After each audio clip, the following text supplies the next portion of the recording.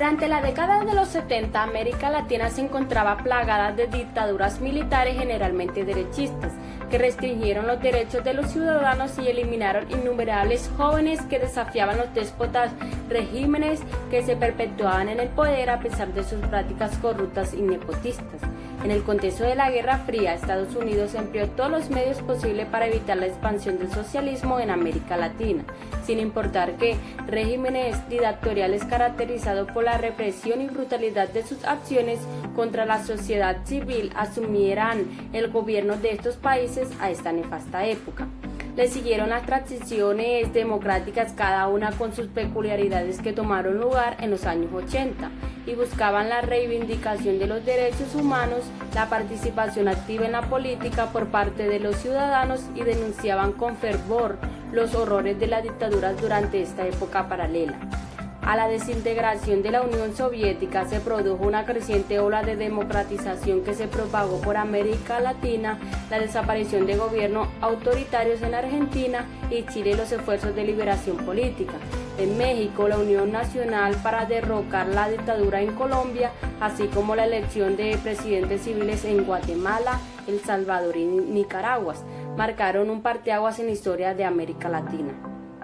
Existe la analogía entre la experiencia de la dictadura latinoamericana y la hegemonía política del PRI. El PRI claramente incurrió por más de medio siglo en abusos homólogos a aquellos sufridos en las dictaduras latinoamericanas. Por muchos años perdió de manera sistemática el fraude electoral, la corrupción, las violaciones a derechos humanos y la impunidad. La dictadura de Rojas Pinilla marcó un intento de pacificar Colombia a mediados de la década de 1950, en la etapa posterior a un periodo de guerra civil e insurrección popular. En menos de 24 horas, los colombianos tuvieron 3 presidentes y un supuesto golpe de Estado. Supuesto porque complacía a las élites bipartidistas que se disputaban el poder. Estas les fueron un respiro a la democracia nacional con una dictadura acordada a su conveniencia. Rojas cumplió sus objetivos de realizar un golpe sin derramamiento de sangre. Ninguna persona murió, entre otros motivos. Rojas no deseaba ser visto como un asesino, ya que cada uno en sus lemas personales y su gobierno para la pacificación del país. Buenas tardes. Hoy les vengo a hablar sobre la diferencia de Europa Occidental y América Latina. Vamos a hablar un poco sobre el tema de democracia y sistema de gobierno. Como podemos ver, mientras que en los países de Europa Occidental han alcanzado después de la Segunda Guerra Mundial sistemas democráticos con estabilidad y un desarrollo socioeconómico impresionante, vemos y es notorio la diferencia de los países de América Latina. Estos han sufrido múltiples fracasos democráticos, podríamos decir, debido a ¿qué? A los golpes de Estado, gobiernos autocráticos, militares y, por último, podemos encontrar también dictatoriales, aunados a graves problemas más sociales y económicos. En un estudio aproximadamente pudimos encontrar que el 43% de los habitantes de la región viven en la pobreza absoluta. Son los países con nivel de desigualdad social más agudo en el mundo. La contracción de la riqueza es indignante y los rasgos en el sistema de salud, en el sistema de educación, vemos también que en vivienda y por último en los trabajos son unas tasas de trabajo muy bajas. En algunos estados de la región el cono social crece y la sociedad se están dividiendo y paralizando, en consecuencia por contraste con Europa.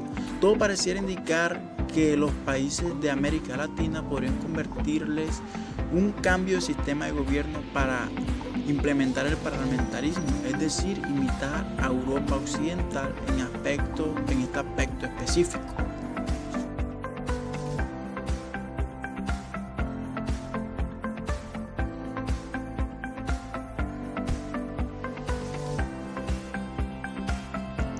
desigualdad social es un reducido grupo de familias que goza de gran riqueza, mientras que la mayoría de las personas viven la pobreza, el desempleo, la desnutrición y las dificultades de acceso a los servicios de salud y educación. Son problemas frecuentes, sobre todo en las áreas rurales. Entre esta situación se hace necesario implementar programas de apoyo en la salud, en educación, política de vivienda social, apertura de fuentes de trabajo y de dignificación del salario.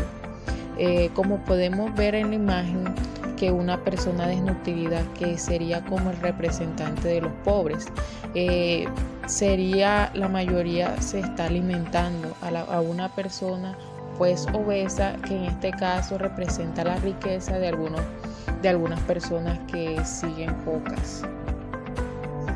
Indiferencia hacia la política.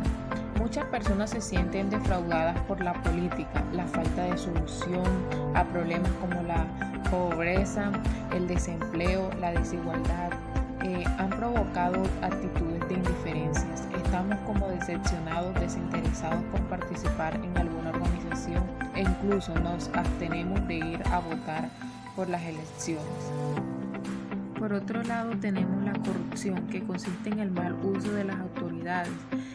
Dan a los recursos del Estado para favorecer intereses personales a los grupos de poder, con quienes han establecido compromisos. La corrupción impide el desarrollo de las obras sociales para los que están destinados los recursos del Estado y, claro, crea desconfianza hacia las autoridades en general. La migración es la mayoría de las cosas que se deben a las cuestiones económicas o políticas. Hombres, mujeres, niños y niñas emigran en busca de mejores condiciones de vida, como resultado que no tienen empleo, la violencia en el país, el hambre, la pobreza, que